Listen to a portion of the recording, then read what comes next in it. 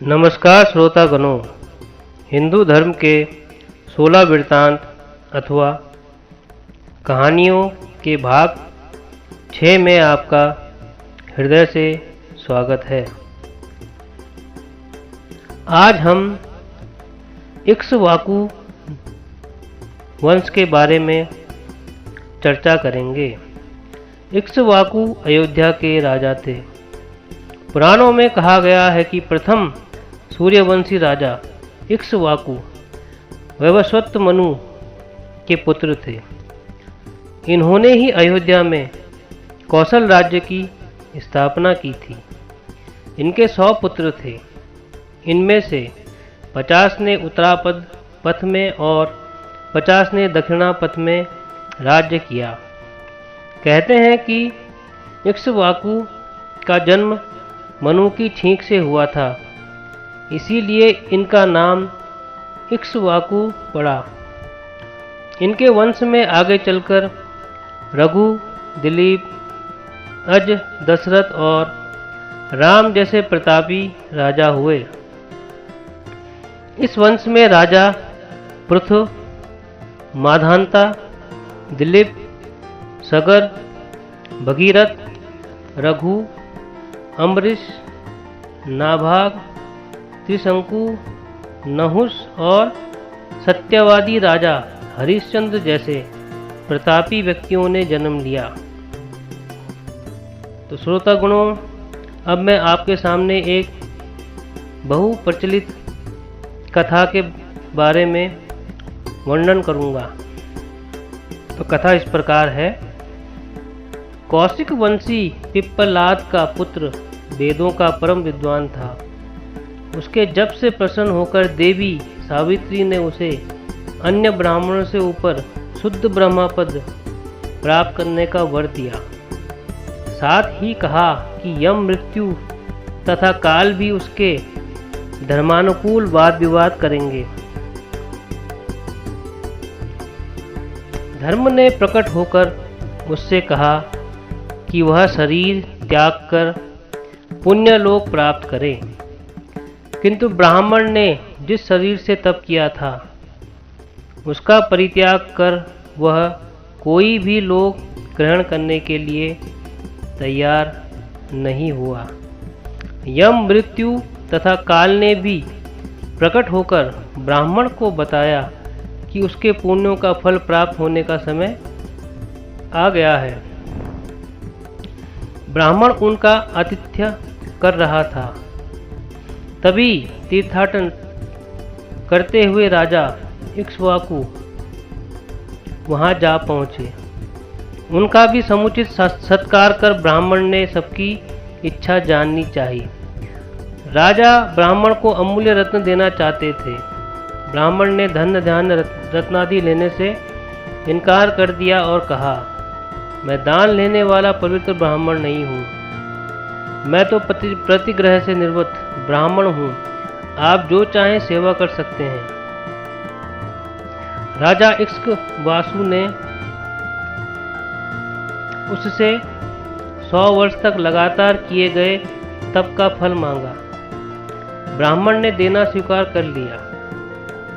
राजा ने पूछा, तप का फल क्या है? ब्राह्मण ने उत्तर दिया, मैं निष्काम तपस्वी हूँ, अतः फल क्या है नहीं जानता। राजा बोला, जिसका स्वरूप नहीं मालूम ऐसा फल मैं भी नहीं लूँगा। तुम मेरे पुण्य फलों सहित उसे पुनः ग्रहण करो। ब्राह्मण मिथ्याभाषी नहीं था, अतः उसने दी हुई वस्तु वापस लेनी स्वीकार नहीं की। राजा क्षत्रिय होने के नाते दान नहीं दे सकता था। ब्राह्मण ने कहा, इस विषय में उसे पहले ही सोचना चाहिए था। राजा ने सुझाया कि दोनों अपने शुभ कर्मों के फल एकत्र करके सहभोगी की तरह रहें। उसी समय विकृत और विरूप नामक 2 भयानक व्यक्ति एक दूसरे से गुत्था मुट्ठी करते हुए वहां पहुंचे। वे दोनों राजा इक्ष्वाकु से न्याय करने का आग्रह करने लगे। विरूप ने बताया कि पूर्व काल में विकृत ने एक गाय ब्राह्मण को दान दी थी। उसका फल विरूप ने उससे मांग लिया था। कालांतर में विरूप ने 2 गाय बछड़ों सहित दान दी, जिसका फल प्राप्त कर वह विकृत से लिया पुण्य फल लौटा देना चाहता था, किंतु विकृत ने लेने के लिए तैयार नहीं है। वह कहता है कि उसने दान दिया था, ऋण नहीं। राजा असमंजस में पड़ गया। उसने उन्हें थोड़े समय के लिए रुकने को कहा। ब्राह्मण पुनः बोला, ठीक है, दान दी चीज ऋण नहीं होती है, उसे वापस नहीं लिया जाता। यदि तुम स्वयं ही मांगे हुए फल अब ग्रहण नहीं करोगे तो मैं श्राप दे दूंगा। राजा चिंतातुर हो उठे। उसने जीवन में पहली बार अपना हाथ ब्राह्मण के सामने पसार दिया। ब्राह्मण ने समस्त फल प्रदान किए।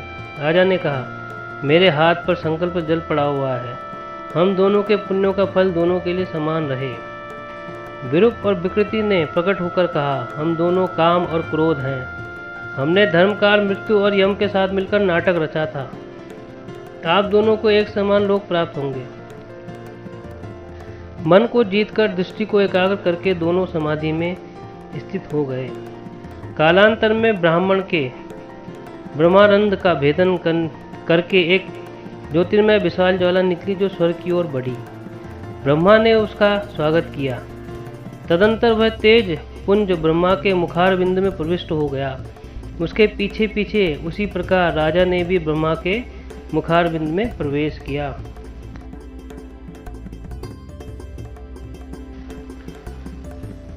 इक्ष्वाकु वंश का इतिहास और राम जन्मभूमि। जैन साहित्य के अनुसार व श्रीमद् भागवत के अनुसार ऋषभदेव जी का जन्म मंदारगिरी चंपापुरी में हुआ। आदि अयोध्या 48 कोस लंबे चौड़े भूभाग में फैला हुआ था। वहीं भविष्य पुराण स्पष्ट कर देता है कि मेरु के उत्तर में चंपक अथवा चंपा है, अतः मूल मेरु मंदार ही है। मंदार की घाटी में ऋषभदेव जी ने कठोर तपस्या की थी। भागवत में उल्लेख है कि स्वयंभू मनु के पुत्र प्रियव्रत ब्रह्मा जी के कहने पर जम्बूद्वीप का भार संभाल कर राज किया। वहीं कुम्र पुराण में स्पष्ट उल्लेख है कि राजा प्रियव्रत ने स्वर्ग मालिनी से शादी की। मालिनी के नाम से ही चंपा अथवा भागलपुर आदि युग से प्रसिद्ध है। महाभारत ग्रंथ में भी इसके साक्ष्य हैं। राजा प्रियव्रत की चंपा कभी राजधानी रही तो कभी हरिश्चंद्र के पौत्र चंपक की राजधानी। अयोध्या के आदि राजा नाभिराज की पत्नी मेरु देवी से ऋषभदेव जी का जन्म हुआ।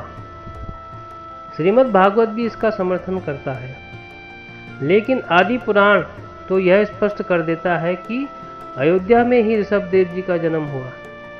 ये अयोध्या के चक्रवर्ती सम्राट हुए। इन्हीं का पुत्र जड़ भरत हुआ। इसी के नाम से मूल भारत का नाम भारतवर्ष पड़ा। इक्ष्वाकु वंश के आज्ञा पुरुष ऋषभदेव जी ने ही सर्वप्रथम इक्षु रस का पान कराकर जनता का भरण पोषण किया। इसीलिए वे इक्ष्वाकु मुनि कहलाए। ब्राह्मण पुराण अनुसार सूर्य के प्रधान पुत्र वैवस्वत मनु की वंश परंपरा में विवस्वान मनु के प्रथम पुत्र का नाम इक्ष्वाकु था और यह विवस्वान आदि कश्यप ऋषि के 8वां पुत्र थे। विश्वकर्मा ने विरोचन की बहन से विवाह कर त्वष्टा को उत्पन्न किया। त्वष्टा का विवाह सूर्य से हुआ। त्वष्टा का नाम ही संज्ञा पड़ा। संज्ञा ने सूर्य के वीर्य से वैवस्वत मनु को जन्म दिया। इसीलिए वैवस्वत मनु सूर्यवंशी कहलाए। इसी वंश में राम का अवतार हुआ। सूर्य का वास स्थान व जन्म स्थान भी मंदार ही है। पुराण भी स्पष्ट कर देते हैं कि हे सूर्यदेव, आपका घर मंदार है अथवा स्वर्गपुरी मंदार ही आदि मूल अयोध्या रही है। तो श्रोतागणों, ये थी हमारी हिंदू आध्यात्मिक वृत्तांत। जल्द ही भाग 7 सुनने का अवसर प्राप्त होगा। तब तक के लिए आज्ञा चाहता हूँ। जय महाकाल, जय माँ भारती।